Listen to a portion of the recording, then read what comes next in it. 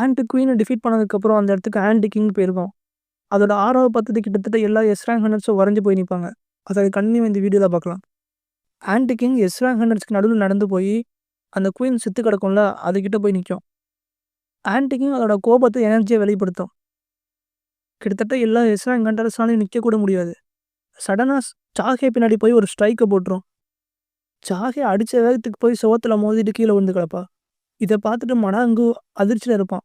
அடுத்த செகண்டே மடாங்கு கிட்ட போயிடும். மடாங்கு அவனோட ஷீல்டை வச்சு தடுக்க பார்ப்பான். ஆனால் ஒரே பஞ்சு தான். அந்த ஷீல்டும் உடஞ்சிரும். மடாங்குவோட லெஃப்ட் ஹேமும் உடஞ்சிரும். மடாங்கு ரைட் ஹேண்டை வச்சு அடிக்க பார்ப்பான். அவனோட 2 கையும் தனியாக பிச்சு எடுத்துரும். யோனோ அட்டாக் பண்ண வருவான். அவனையும் ஒரே செகண்ட் டிஃபீட் பண்ணிடும்.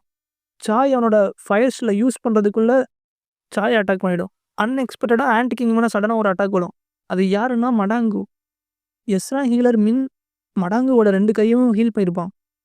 எஸ்ரா ஹீலர் காமோஃப்ளேஜ் ஸ்கில்லை யூஸ் பண்ணி அவனோட ப்ரெசன்ஸை முழுசாக மறைச்சிருப்பான். ஃபுல்லாகவே இன்விசிபிள் ஆகிடுவான். ஸோ அவன் இருக்கிறத யாராலையும் கண்டுபிடிக்க முடியாது. மடாங்கு என்ன தான் அட்டாக் பண்ணியிருந்தாலும் அடுத்த 2 செகண்டில் அவனையும் அடித்து படுக்க வச்சிடும். மடாங்குவை நாக் அவுட் பண்ணிவிட்டு இந்த ஹீலர் இருக்க பக்கம் திரும்பி பார்க்கும். யோனோ அவனை எச்சரிப்பான் அங்கேருந்து போயிடுன்னு.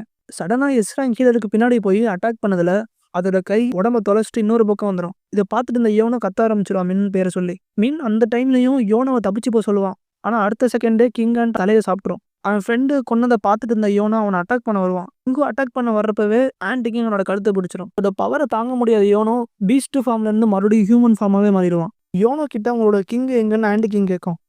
அதுக்கு யோனோ இது கிங்னு யாரை சொல்லுதுன்னு தெரியாமல் முடிச்சுட்டு இருப்பான். நெஸ்ட்டுக்கு வெளியே ஸ்ட்ராங்கான ப்ரெசன்ஸை ஃபீல் பண்ண ஆண்ட் கிங் யோனோவை அப்படியே விட்டுட்டு டக்குன்னு வெளியே பறந்து போயிடும். யோனோ ஜஸ்ட் மிஸ்ஸில் உயிர் தப்பிச்சிருப்பான். யோனோ இது ஹண்டர் கோட்டோ ரிச்சிக்கிட்ட தான் போதுன்னு கண்டுபிடிச்சிருப்பான். ஏன்னா நெஸ்ட்டுக்கு வெளியே இருக்க ஸ்ட்ராங்கான எஸ்ராங் ஹண்டர்ஸ் கோட்டோ ரிச்சி மட்டும்தான். இந்த சான்ஸை யூஸ் பண்ணி எல்லாரும் அந்த நெஸ்ட்லேருந்து தப்பிக்கணும்னு நினைப்பாங்க மறுபடியும் அந்த ஆண்ட் கிங் உள்ளே வர்றதுக்குள்ளே. ஆனால் அவங்களுக்கு யோசிக்க கூட டைம் இருக்காது. ஏன்னா ஆல்ரெடி எல்லா ஆண்ட்டும் சோய் போட்டு இந்த ஃபயர் நெட்டை தாண்டி உள்ளே வந்துருச்சு. ஸோ ஆண்ட் எல்லாம் இவங்களை அட்டாக் பண்ண வந்துடும். எல்லாருமே கிட்டத்தட்ட அடிபட்டு சாகிற நிலமையில இருப்பாங்க. கேமராமேனை தவிர பயங்கரமாக அடிபட்டு கிடக்கிற எல்லா எஸ்ராங் ஹண்டர்ஸும் எப்படி வர்ற அவ்வளோ ஆண்ட்டுக்கு இருந்து தப்பிப்பாங்க. ஜப்பானோட ஸ்ட்ராங்கஸ்ட் ஹண்டர் கோட்டோ ரிச்சிக்கு என்ன ஆகும் இது 2யும் அடுத்த வீடியோவில் பார்ப்போம்.